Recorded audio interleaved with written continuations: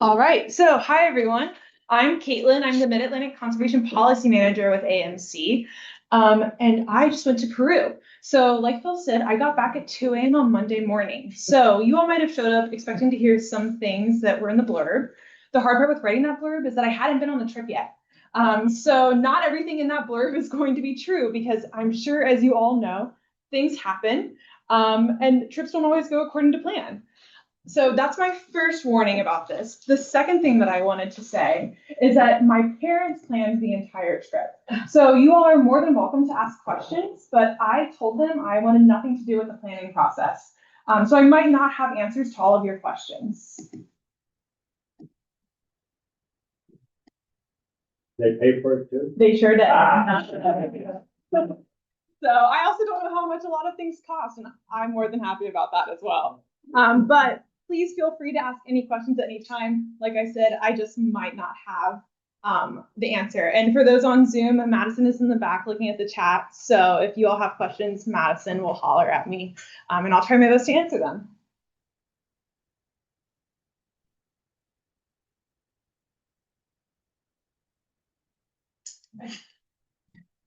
Wait, discover this issue now? Okay, let's see. Maybe? Yes. Okay, perfect. So to get us started, I wanted to do a map of Peru. It's in South America. On my trip, we flew into Lima, which is down here, and then we went over to Cusco, which is over here. So really stuck down to the southern part of the country. In order to get there, my parents live in Richmond, Virginia, so my dad picked me up and we drove down to Richmond, and then we did a 2.5 hour flight to Miami, and then a 5.5 hour flight down to Lima. So honestly, pretty easy travel day. Not so much on the way back, but we're not there yet. So this is the map of Peru. To get us started, this is the book that everyone in my family read. It's Turn Right at Machu Picchu. It's kind of like the Bible for Peru, so much so that in the Miami airport, many people had it hanging out of their backpack. It seems like everyone read that book. I'm a pretty big reader. I honestly thought the book was marginal at best. However, it's what everyone reads before going to Peru. So I have a copy if anybody else is planning on going. It gives a pretty good overview of the history. It's not written by a native Peruvian, so bear that in mind as well. So once we arrived, we showed up in Lima, which is right on the coast of Peru. It's the place that most international flights fly into. And we spent about 1.5 days there. We stayed in the neighborhood of Miraflores. And so Peru is made up of 34 different neighborhoods. Miraflores is one that a lot of tourists tend to stay in. We were in an Airbnb on the 6th floor of an apartment building. It was 2 bedrooms, had 2 bathrooms, had a kitchen and a living room. And I think it runs about $75 a night. So that's to give you a little bit of a price idea. Lodging is nice and very affordable while you're in Peru. We had a doorman and everything. And it was super easy to get around while we were in Lima. So on our first full day in Lima, we did a historic center walking tour. You can't, oh, I guess it is on here. In order to get there, we actually caught the bus. So that's right here. Peru is a lovely country filled with lovely people until they get behind the wheel of a car. Then it is a free for all. So we were pretty avoidant of wanting to do any Ubers or anything like that. Ubers ran about 8 soles to get around the city, which is $2. And then if you tipped on top of that, I think I was like giving the max tip that Uber allowed, and that was 83 cents. So really affordable to get around the city, but especially at rush hour, the bus is the way to go. The tour took us on the bus, and then we knew how to get back from there. But the historic center, this is where you'll see a lot of the Spanish architecture. So this is the main government building over here. We were actually out there while they had a band playing. And then these are the balconies that are pretty popular throughout all of Peru. They're wooden balconies. They're beautiful. Reminds you a lot of being in like a European square. Then right here, you'll see that that's Chinatown. So up until 2 years ago, Chinese was actually the second most popular ethnicity in Peru. It's since become Venezuelan, but there's still a major Chinese influence throughout Peru, especially in the food. Chifa rice is very popular. It's fried rice, but it's literally at every Peruvian restaurant you'll go and you'll get that rice. And that's also how rice got introduced to Peru. So they really love China for introducing rice there. Before that, it had been mostly quinoa. But the Incan Milky Way tour is a pay what you can tour. So that's used pretty popular in a lot of cities. And it was a really good way to just go and learn more about the history of Lima.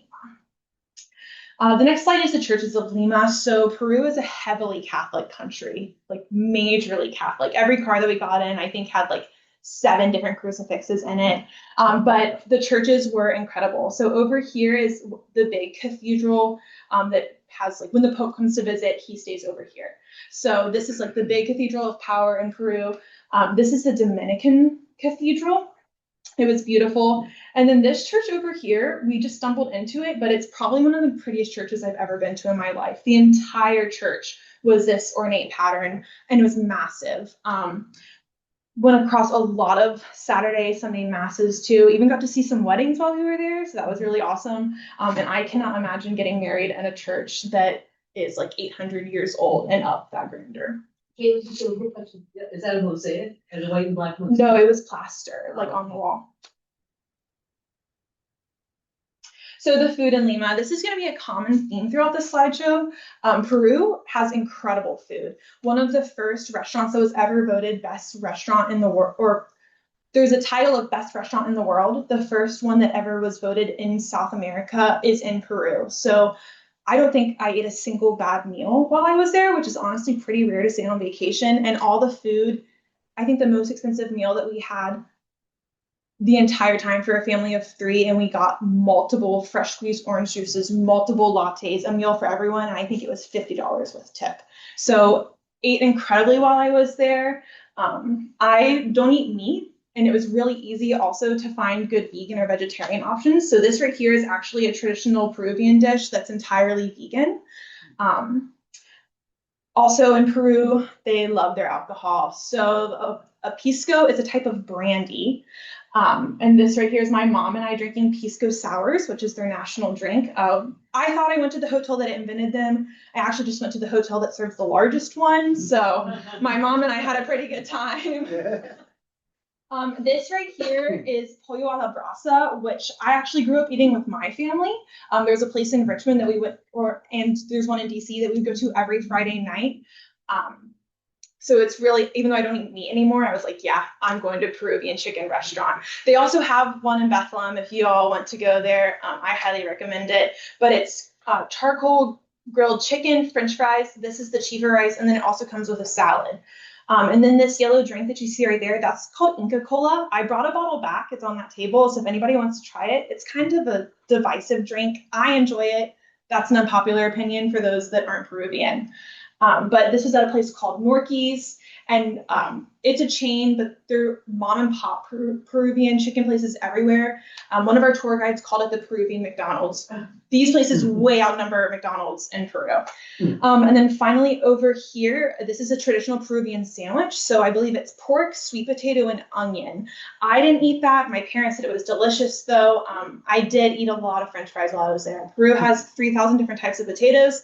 I love potatoes. I'm willing to try all of them. All right, so that was our first full day in Lima. Then we went over to Cusco. The way that a lot of tour groups tell you to operate is to fly into Cusco before you go to Machu Picchu. So Lima is right at sea level, or right above sea level, depending on where you are in the city. Cusco is just under 11,000 feet. So there's a lot of adjusting that you have to do.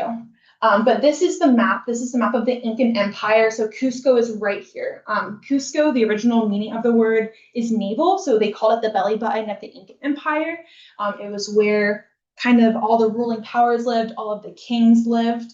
In order to get there from down in Argentina up in Colombia, there are Incan trails. So you'll hear that again in the future, but there were thousands of miles of trails throughout the country connecting everyone. There were people whose jobs were runners to spread news around the Incan Empire, but unfortunately it was also these Incan trails that led to the demise. When the Spanish came over to conquer, they had passage to every single point of the Incan territory. And now I think, don't quote me on this number, I believe it was right around 34,000 miles of trail. Now there's maybe 200. So the trails have just become overgrown. They aren't being used anymore. But at one point, this was the main way that people got around. So arriving in Cusco, this is our plane ride in. It was beautiful looking out the windows.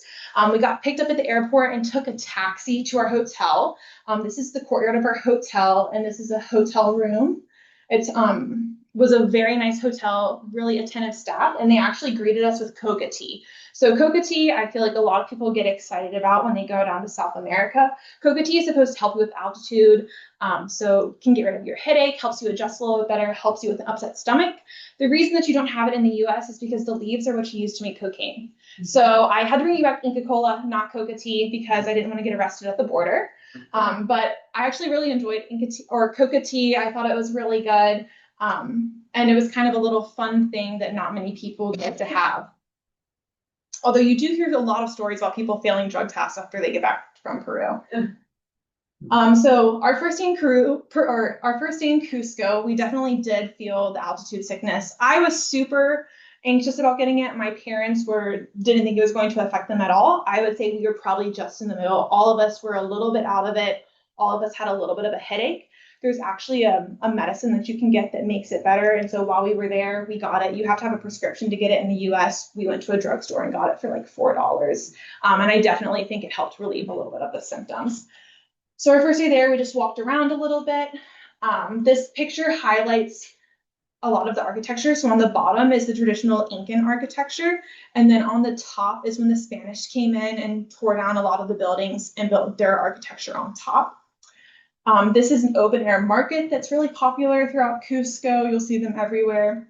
This is one of the large churches on the main square. And one of the things that I thought was really interesting and also tragic about Cusco is anywhere that you see a cathedral, that means that there was an Incan temple there. This is how the Spanish people put in their culture and got rid of Incan religion and put in Christianity. And then over here is a pretty traditional look at a store. This is all coca candy. So not only can you drink coca tea, you can also like have a lozenge with it. I didn't end up trying any of the candies, but there were lots of ways that you could try coca while you were there. So our next day in Cusco, we did a Sacred Valley tour. So the Sacred Valley is below Cusco. It's a valley, so you do go down in elevation a little bit. And it's also how you get to Machu Picchu. You have to leave Cusco, go down, and then take a train up. So we didn't do that quite yet. We just wanted to do a tour and see more of the Incan architecture. And we went with AB Expeditions. They were a really good tour group. They also lead expeditions to Machu Picchu, but we just did the Sacred Valley tour with them. There are 3 different options, and we did Route B, which is the green. So we went in this little loop. And it was a full day expedition. We left at like maybe 6 a.m. and got back around 5 o'clock. So the first place that we stopped was Chinchero, which was terraces, and they had like religious areas as well. So these are some of the terraces. This was really interesting. It was on a Sunday, so this was everyone getting ready to go to church. And each region of Peru has very specific traditional garments, and they all wear them to church. So this was the entire town getting ready to go in, all wearing like their matching uniforms, basically. And then Chinchero is also really interesting because they're getting ready to build an international airport there. So this would mean that potentially a bunch of tourism could just pass over Cusco. Right now, about 70 to 80% of people, of Peruvians that live in Cusco, fully rely on tourism. So with this airport being built in, it will completely change a way of life for a lot of people that live there. And then while we were also in Chinchero, we went to an alpaca wool spinning store, and all of the clothes that they make there are still naturally dyed. So these are some of the different plants that they dye them with. We got to see like a little demonstration of it. She made a red dye out of some berries. It was really cool to see how different plants transfer over into the colors that we all wear. Next up was the Moray salt. So this is the town of Moraes. Each family there has a different salt bed. So it's not outside people coming in and buying this. There are thousands of them there, and they each belong to a local person. I was really excited about this. I don't think my parents were. We all ended up being excited about seeing it because it was just beautiful. Over here, you can actually see a family going through their salt and gathering it.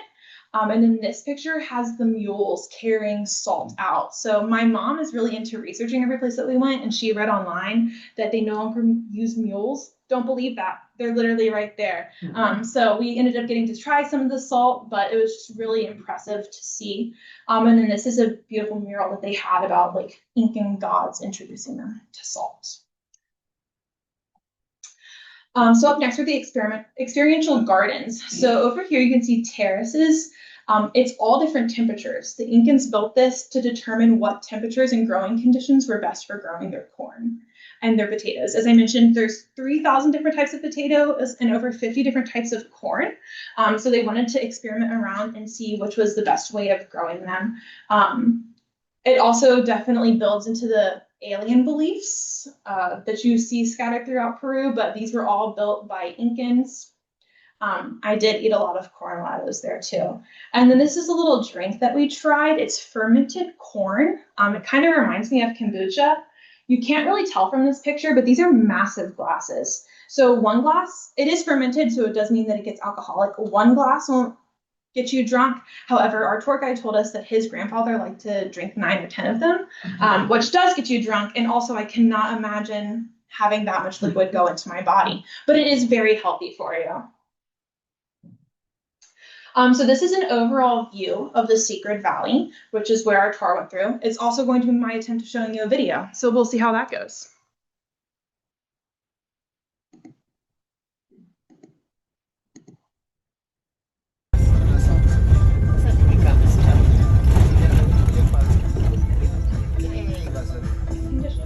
Through my life,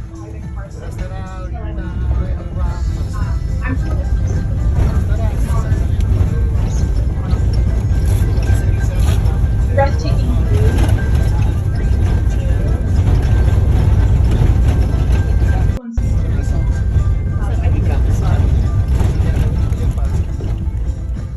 So that's that video. And now we're back to the Secret Valley.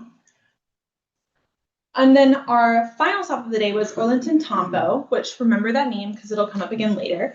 But here was another Incan structure that was built. It was massive, went up against the side of a mountain. And then right here is the Sun Gate, which is where a lot of sacrifices and worshiping happened. So they did do human sacrifices throughout the Incan Empire. Now you don't have human sacrifices anymore. It's mostly llama and alpaca sacrifices. And I'll actually show, not an active sacrifice, but one of the offerings later on. So this is your warning. But there I got to see this alpaca. It did spit at someone, but he let me take a picture with him first. And then I feel like one of the really popular things that people say about Peru is how much they eat guinea pigs. So of course, we went and got to see where some guinea pigs live.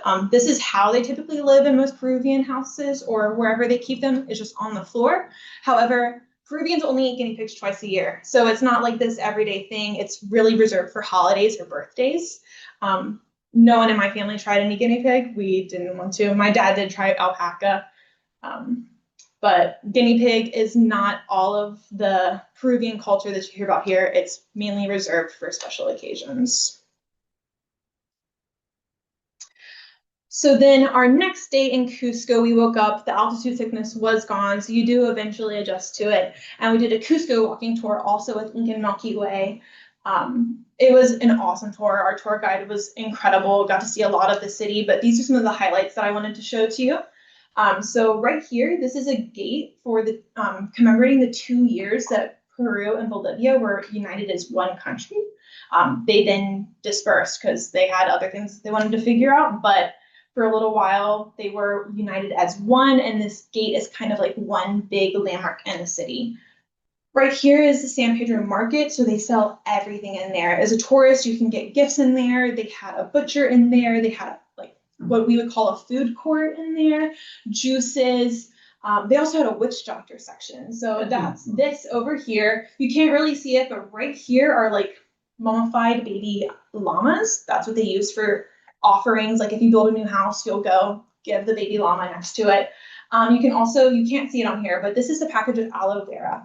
it's not really aloe vera. It's how you can sneak it back through customs wherever you're returning to. Our tour guide was very excited to tell us of all the different drugs that are native to Peru, and you can go and buy them in this market. So also, if you go to Peru, be careful. Make sure it's actually aloe vera. This is the childhood home of the 8th Incan king. He was the one who really did a lot of conquering and unifying of the Incan Empire. He's the one who expanded it, so this is a very special spot to them. And surprisingly, it did last through a lot of the Spanish colonization. It wasn't until the 1950s that right here, part of the building fell down. They had a really large earthquake, and that's actually what caused it to crumble. But while they were excavating the site, they found this skeleton right here. So this is believed to be one of the sacrifices that they had there to bless this royal home. And in this picture, I wanted to show because if you can tell, the two sides look a little bit different. So Incan architecture is very precise. Mortar isn't really used, and everything is so fine that you can't even slip a piece of paper through it. Additionally, the Incans knew about earthquakes, so everything is built at a little bit of a slant to protect from the earthquakes. So the left side is Incan architecture. The right side is when the Spanish came in and all the Incans died of smallpox, and they had to try to finish the architecture. Clearly not as good. So that was what I learned on the walking tour. Then that day, there was also the Festival de la Virgen de Natividad, so a massive festival that shut down all of the roads at Cusco. We didn't plan to be here on this day, but we were, and it was incredible. Different cultural clubs or social clubs throughout Peru got together, or throughout Cusco got together and had a massive parade with fireworks and confetti cannons, lots of dancing and lots of music. So I have a few videos that I can show you all from that. Let's see.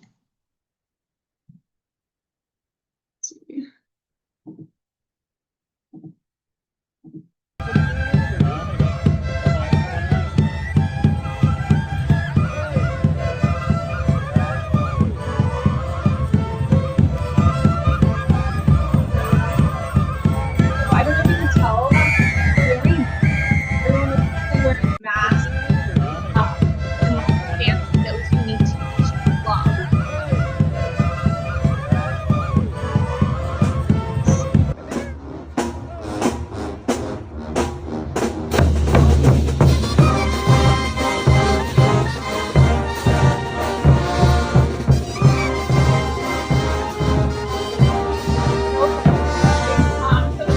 Funny to see this happening, and then the Virgin Mary is being carried on a pedestal behind them. And then this is the last video, and I really like this one because this club, through their dancing, was showing how they use alpaca wool. So I'll explain first and then show it to you. But they all had dead llamas attached to them, and they're dancing, and then you can see the men like twisting the yarn a little bit, and a woman is in the background using their tool to get it to go into fine yarn. So the men are in front, kind of like holding tigers.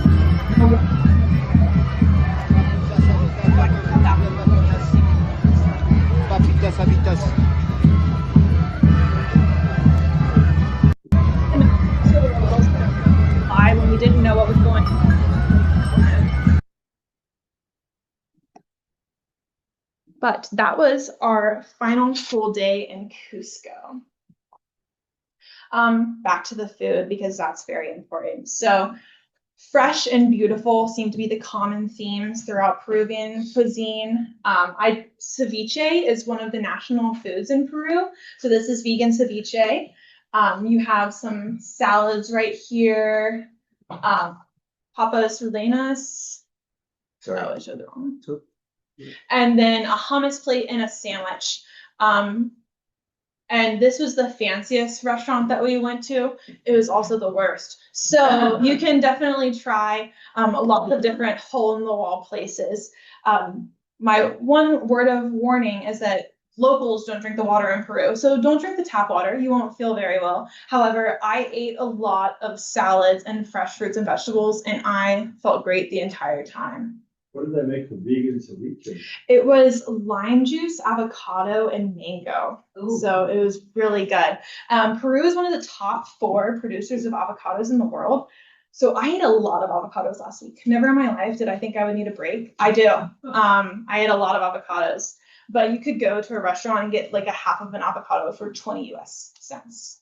And they were all delicious. Yeah.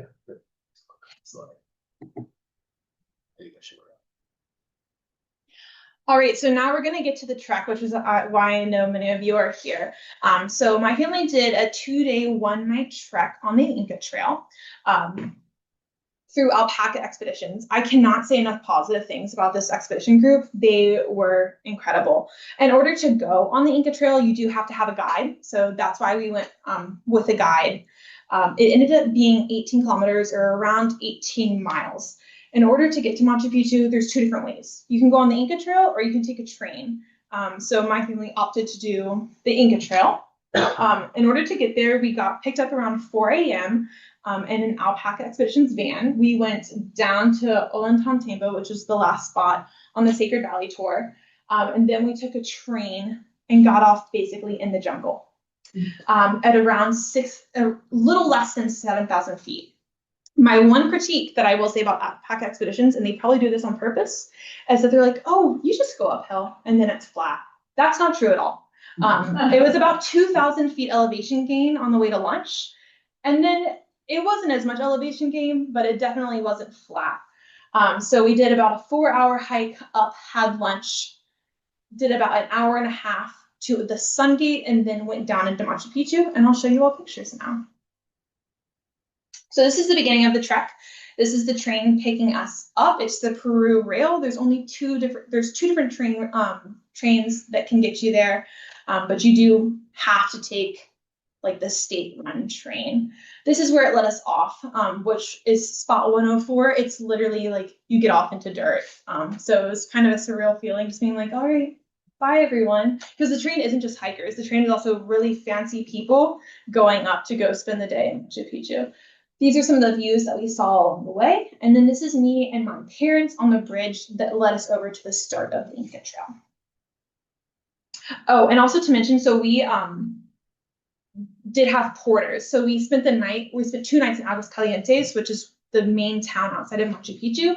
We only had to carry day packs. The porters ended up setting up camp for us and having everything waiting for us when we arrived at our campsite. So this is the first half of the morning. Pretty much right off the bat, we got to see some Incan ruins. None of the Incan ruins that you'll see will have roofs. That's because they all used straw. So you're not missing out on anything. They were never there for most people. This is one of the views that we got to see, pretty much what the trail looks like. Pretty dramatic drop-offs. However, it was never like, oh my gosh, I'm gonna die. This is a waterfall that we got to see. That's me and my parents. I don't think they were smiling quite as much as I was. And then this is a lot of the huts that you see on the side of the trail for people to wait at. So we did the 2-day, 1-night one. You can do up to a 5-day, 4-night. So these huts like weren't as big of a deal to us, but for a lot of people that had been doing a lot of treacherous hiking, those huts were a much needed break. Well, I think my parents would probably say that too, but the huts were pretty important for those that were doing much longer treks. So this is Wainewana, which is one of the big ruins right outside of where we ate lunch. I tried to have this picture to show just how high up it was. We had to climb all of those steps up there, and this is a view from behind it. Oh, I actually know why I showed this picture now. You can't really see it, but back there is Wainewana. So that's where we were hiking to. And we knew once we got after that, we were going to be able to have lunch. And here's another picture of some of the ruins with the fog kind of moving in the background. It was incredibly beautiful. Then we got to go have lunch. So this is a tent that we got to sit in, which was really nice because not many other tour groups got to have a tent. And when it rained on lunch, we all stayed dry and got to eat our delicious food. This is what I ate for lunch. So I was the lone non-meat eater on the trip. I still had incredible portions. I found it hard to go back to walking. We were eating such a good lunch. I just wanted to take a nap. But this is chifa rice, a fresh avocado, Incan corn. You can't tell by this picture, but corn kernels on the Incan corn are like this big. They're massive. So honestly, not the best corn. It's extremely starchy, but it's pretty fun to try. A salad mix, and then of course some potatoes. And then right here, many tour groups that do longer treks end up spending the night right here. So on our way back, we met a group that had done the 5-day, 4-night. They spent the night at where we ate lunch and woke up at 3 a.m. and hiked down to Machu Picchu. All right, so post lunch is a set of stairs called the Gringo Killer. They are very steep stairs. So that's my mom, that's my dad. They're really steep stairs. That's really all I have to say about that. But they weren't the worst part of, I honestly thought a lot of the hike was much worse, but this one was pretty funny and everyone was excited to talk about the Gringo Killer. This is another view that we had, and if you look right there and right there, we actually got to see a double rainbow. So perks of being with the slow hiking group, all the fast people missed it, but we got to hang out and look at the rainbow for a little while. And then this is just another incredible view of the mountains. Then we made it to the Sun Gate. So the Sun Gate is really where you get to see your first view of Machu Picchu. That's me and my parents here. I also like this picture because this is the road leading up to Machu Picchu that the buses take. So you can see that zigzag. That's the second place in my life where I've gotten car sick. So if you're someone that gets car sick, just bring some Dramamine. But this is where you got to see the first view of Machu Picchu. And this is the crowd that's there. So if you do go to Machu Picchu and you don't do the Incan trail, you can add an additional hike to your ticket and get to climb up there because it does give you an amazing panoramic view. And then this is the descent down into the main part of Machu Picchu. That's the view that we had. It was really incredible. Kind of just no words, stole your breath away. And I know for my parents, my dad had been wanting to go here since he was a child. So for him, that was unlike anything he had seen and really filled up to all of his expectations. So then we went down the mountain. Oh, I will add in that we got to go through, I didn't want to have too many pictures for you all. Also, didn't want to ruin the surprise if any of you go later on. But you do get to walk through one of the circuits on the trail on the way down. So we went down the mountain. This is the bus that you have to, well, you can either walk or take the bus down. We were definitely not going to be walking down. This is our campsite that we stayed at. So there's two different things that you can do on the short Incan trek. You can either stay in a hotel or you can go camping. My family opted to go camping, and this is our entrance. That's my mom and the train. You're just walking alongside the train tracks. And this is one of the views from our campsite just on the river. It was a really, you were in the jungle. It was a really awesome campsite. So then it was dinner in bed. You did sleep in close quarters. However, everyone was tired, so didn't really bother anyone. There were very loud roosters, though. That did bother everyone. This is my tent. I slept in there. And this is my dinner. So like I said, I'm typically vegan, so they catered to a vegan meal. I was eating good that night. So then we got up the next morning and we went in and we did Machu Picchu. So there's 3 different circuits. In the book that I showed at the very beginning, the author talks about how in the past, Machu Picchu used to be a free-for-all. Not the case anymore. There's over 5,000 people going in every single day. So it's very rigid on where you're able to go. You don't have to have a tour guide to go into Machu Picchu. However, I definitely recommend having one because that's how you get to hear all the history. Otherwise, you're looking at buildings and they're very beautiful, but you're not knowing, for example, this was the ruler's bedroom. And the reason that the doors were so high is because he got carried in. I wouldn't have known that. I just would have been oh, cool, a doorway. So that's our tour guide right here. He was incredible. And he was with us on the entire trek. This is the Sun Gate. You can't really even see it, but that's where we were. And we hiked all the way down. And then I had to do this picture because that white blob is a 5-day-old alpaca. That's as close as I got, but it was very cute. This slide shows what Machu Picchu looks like when it was first rediscovered in the early 1900s. So extremely overgrown. Basically what happened is an American showed up and he was looking for Incan treasures, and some townspeople were kind of well, something's in the jungle. And that's really all the people knew. And then along the way, they found Machu Picchu. And it's clearly not as overgrown anymore, but I thought it was a really interesting side-by-side comparison of how much the jungle had taken over to what it is now. So we did circuit 3. On circuit 3, there's an additional hike called Machu Picchu, which is the stairs of death. So just to go back, this is Machu Picchu. So it's the mountain that you see behind like every typical picture of Machu Picchu. The ruins are not Machu Picchu. The mountain is Machu Picchu. The ruins don't have a name, so everyone just calls them Machu Picchu. But you all know that the mountain is Machu Picchu. Oh. So my parents and I and one other person from our trek got to do this additional hike. The other person from the trek was another person my age. We made it up to the top. My parents did not. They totally could have. But we had a tight time constraint, so they didn't want to rush it. And my mother is not a fan of heights, and this was definitely very high up. So it's a 2.5-mile hike. It's 1,000 feet elevation gain. And you can see the stairs here. Many times you were just holding on to this like metal to get on up, using it like a railing. But this is me at the very top. Machu Picchu's back there. It was an incredible view.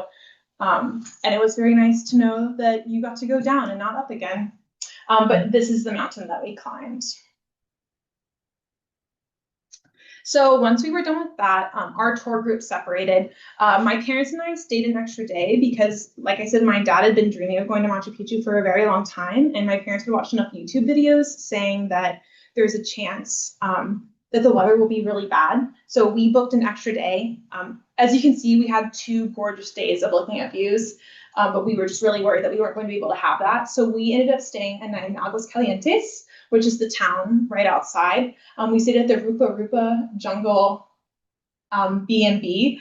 It was incredible. Well, not all of it. This part wasn't incredible. This was like 150 stairs to get up to the top. So we had just done the 8-mile Inca trek, had just done the stairs of death, and then we had to hike all the way up to our hotel room. My mother and I were not too thrilled with my father, who made the reservation, but luckily we all had pisco sours at lunch, so it went over pretty well. This was the view from our hotel room, and then this is the view from where you eat breakfast every single morning.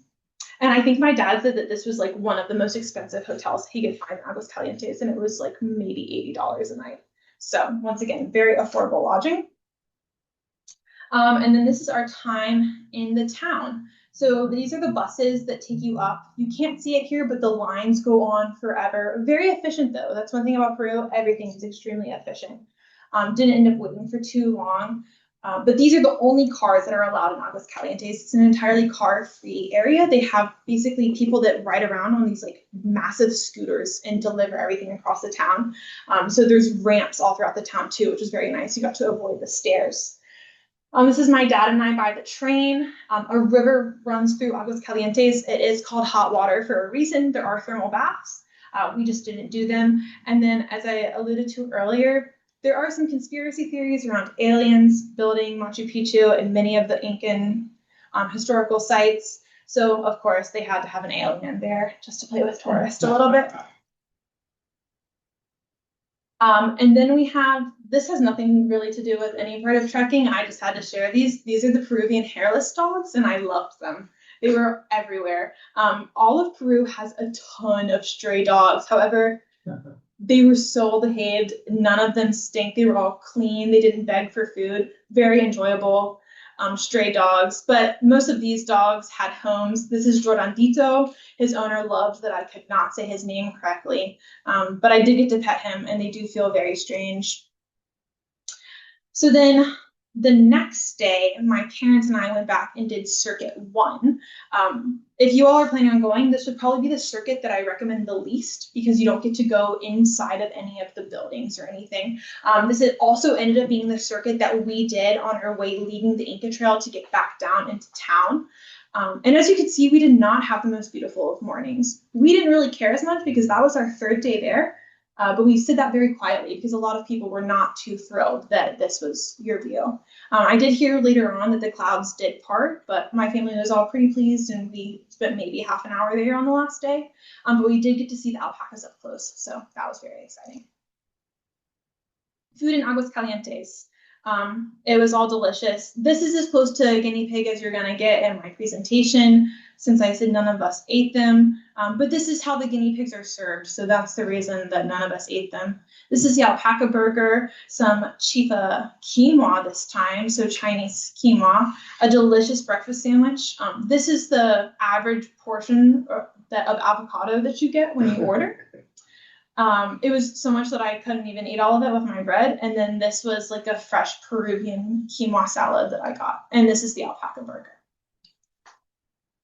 So, as I'm sure some of you might know, you also can't travel without a little bit of controversy. So this was actually happening as we were starting to leave, and I got an update this morning. So as I mentioned, there's buses that you have to take up to get to Machu Picchu. The contract for the buses just ended, and the Peruvian government decided to go with a non-local company to renew the buses. So that means that the people of Aguascalientes who depend on the buses for their livelihood have now lost that opportunity. So this is a protest happening outside of the main municipal building, and our hotel was right up from that. We didn't have any issues with the protesters. Everyone was very peaceful and respectfully getting their point across. And then this is us on the Peruvian train going back and going through a village, and the village, like the people that live there protesting because the Peruvian rail is operated by the government and is not respectfully dealing with the Peruvian people who have their lives uprooted by the millions of people that visit Machu Picchu every year. Machu Picchu has over 5,000 visitors every single day, and the weight is actually causing Machu Picchu to sink into the mountain. So there's a lot of tourism issues that are happening. But as of yesterday, Machu Picchu is actually not accessible because protesters have put rocks and ruined the train lines to get in there. So there's actually around 1,000 people trapped in Aguascalientes right now. And the U.S. State Department has issued a warning not to go travel there. So I am feeling lucky that I made it out, but I also know that you frequently heard about the distrust for the Peruvian government. Peru is an extremely wealthy resource nation. However, a lot of the locals were very willing to tell us that if they actually ever had a good president, maybe they could get somewhere with that. So this is just showing that, you know, you can't travel without impact. And people are definitely feeling it and feeling used and abused because Machu Picchu is a sacred site and it's not always being treated that way. So this is the Vista train back. So we ended up on the way back having a little bit of a nicer view. It costs extra for all of you here. You don't need to do it. We didn't know, but now I can tell you all, you don't really get that many more impressive views, but it was a nice train ride. And this is the train station, which is probably one of the prettiest train stations I've ever been to in my life. And then we got back and got picked up and we had a flat tire. So that was a bummer. Our driver was very kind, but his spare was bald and missing a lug nut. So he said, no way. And an alpaca tour group van showed up at the exact same time. So we begged and cried our way onto that bus. And we made it back to Cusco, thank goodness. That was our last day in Cusco, so we ended up going back to Lima. And I'll pause right here because some of you might say, Caitlin, on the blurb, it said that you were going to go sandboarding in Huacachina. Yes, I did think I was going to go sandboarding. However, the bus did not pick me and my dad up. It drove past us. So we didn't get to go down there. That's okay though. Still had a wonderful day back in Lima. I got my nails done. It was $7 US. So that was my highlight, honestly. And then we went up and got to see one of the oldest Incan temples, which is actually located in downtown Peru. And it's really cool because all the bricks were used vertical rather than horizontal. And this is the view from the top. And then I wanted to have the picture here to show, it will not do it justice, just how insane the traffic was. That was probably the scariest part of my life. Not because he was a scary driver, but it was just Peruvian culture. Then we did a walking tour of Barranco. So Barranco is the artsy neighborhood of Lima. It was beautiful. Got to watch the sunset by the ocean. This is the Bridge of Sighs. So it's rumored that if you hold your breath crossing it, when you get to the other side, your wish will come true. My mother did get confused though and thought that every bridge we walked across was the Bridge of Sighs. So we had a lot of practice preparing us for this one. And then we also took the bus there, which was quite an experience because it was jam-packed. Oh, and I guess I misspoke. This was the last day, but we went back to Barranco because it was so pretty. Got to eat in a cafe, got to explore some of the art galleries. This reminded me a lot of Park Güell in Barcelona. It was a park on the walking path. So there was an incredible like coast side walking path that connected most of Lima. So we walked from Barranco back to Miraflores, which is about a 50-minute walk. And then we got to see some paragliding, which was really cool. I did not try though. And then there's lots of surfing, which I also didn't try, but Surfers out there? a ton. Oh, So many surfers. Yeah, so in Peru, I think surfing is the third most popular sport behind soccer and I'm blanking on the other one, but surfing was extremely popular.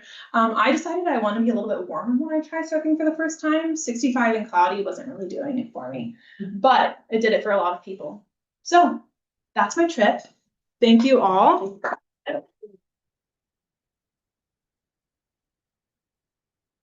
Speaking of that, it's late winter there.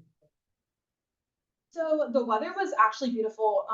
Alpaca Expeditions really told us to pack warm. So like I brought my base layers, I brought a wool hat, I brought gloves, didn't use any of it. Throughout most of the trek, I was in a tank top and shorts. In Lima, I did dress warmer, so I wore long pants and then had like a little pullover on most of the time.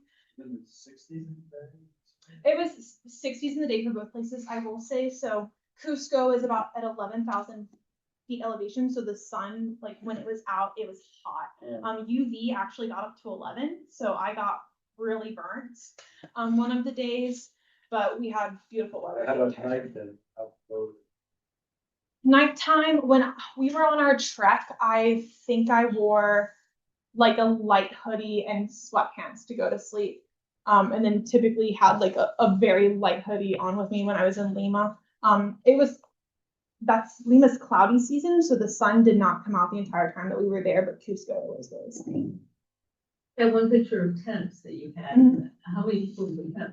So it was one or two, depending on who you were traveling with. So I'm a family of three, so it was my parents in one tent and me in another. There were 14 of us in total in the group. I thought I had a group picture, but that one didn't make it.